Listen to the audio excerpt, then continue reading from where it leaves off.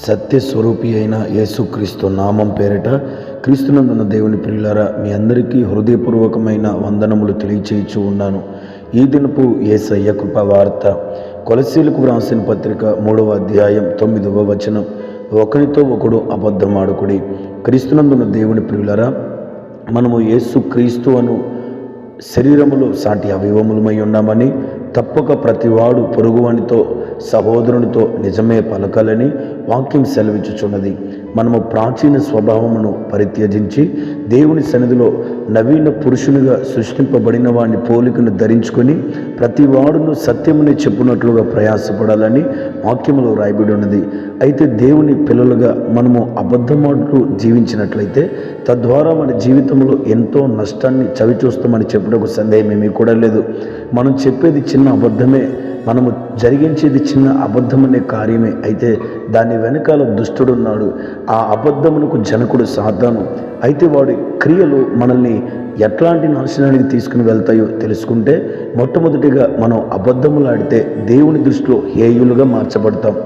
మన ప్రార్థనలు, మన ఆరాధన, మన భక్తి దేవుని దృష్టికి అంగీకార యోగ్యంగా మార్చబడదు. కాబట్టి దేవునికి హేయకరమైన అబద్ధమును మనం విడిచిపెట్టాలి. రెండో మాటను మనం గమనిస్తే, అబద్ధములాడి వారి నోరుని ప్రభు మూసివేస్తాడు అని వాక్యంలో రాయబడి ఉన్నది. ఈ భూలోక సంబంధంగా మన నోరు మూయబడటానికి కారణం ఏంటంటే, మన నోటిలో నుండి రావాల్సిన ఆ మాటలన్నీ మూయబడటానికి కారణం ఏంటంటే మనం పలికే అబద్ధమే. అందుమాత్రమే కాదు, మూడవదిగా మనము అబద్ధమును విత్తుతున్నాం కాబట్టి తప్పనిసరిగా అబద్ధమనే పంటని మనం కోస్తాం. దీనికి మంచి ఉదాహరణ మన భక్తుడైన యాకోబు గారు ఇస్సాకు దగ్గర అబద్ధమాడి దేవుని ఆశీర్వాదాన్ని పొందాడు. మంచిదే. అయితే తద్వారా తన జీవితంలో ఏం జరిగిందంటే, తను ఒక్కడే తన తండ్రికి ఒక్క అబద్ధం చెప్తే తనకు మాత్రం తన పిల్లలు 10 మంది అబద్ధం చెప్పినట్లుగా మనం చూస్తూ ఉన్నాం. మనం ఏదైతే విత్తుతామో ఆ పంట అత్యధికంగా కోసుకుంటామో. అబద్ధంను విత్తితే అబద్ధాన్ని అనేకులు మనల్ని అబద్ధం చెప్పి మోసం చేసే వ్యక్తులు ఉంటారు. అలాగే 4 విషయాన్ని మనం గమనిస్తే, అనన్య సిపోరాలు కొంత సొమ్మును దాచుకొని ఆల్రెడీ తమ హృదయంలో ఉద్దేశించిన దాన్ని బయలుపరచక నిజమును పలక పరిశుద్ధుడైన పేతురు గారి ఎదుట, అపోస్తుల ఎదుట అబద్ధమాడినందుకు అక్కడికక్కడే వారు ప్రాణం విడిచిరి అని వాక్యంలో రాయబడినది. అనగా మన భౌతిక సంబంధమైన జీవితాన్ని కూడా మరణాన్ని చేకూర్చేదే అబద్ధం. కాబట్టి అటు దానిని మనం విడిచిపెట్టాలి. ప్రకటన గ్రంథంలో చూస్తే 5వ విషయాన్ని, ఎవరైతే అబద్ధమును ప్రేమించి జరిగిస్తారో వారు దేవుని యొక్క రాజ్యానికి వెలుపల ఉంటారని, అంత మాత్రమే కాక వారు అగ్నిగుండం పాలవుతారని కూడా వ్రాయబడి ఉన్నది.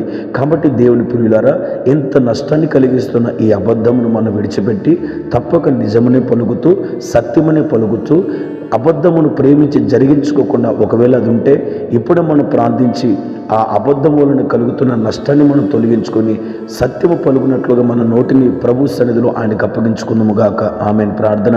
సర్వోన్నతుడైన యేసయ్య, నీకు స్తోత్రం. ఈ దినమున మీరు మాకు నేర్పిన శ్రేష్టమైన కృపావార్తను బట్టి స్తోత్రాలు. ఈ మాటలు వినిన ప్రతి వారిని దీవించి ఆశీర్వదించి మేము నిజము పలుకున్నట్లుగా మీరు మాకు కృప దయచేయమని యేసు నామములో అడిగి వేడుకొనుచున్నాము తండ్రి. ఆమెన్. Praise the lord.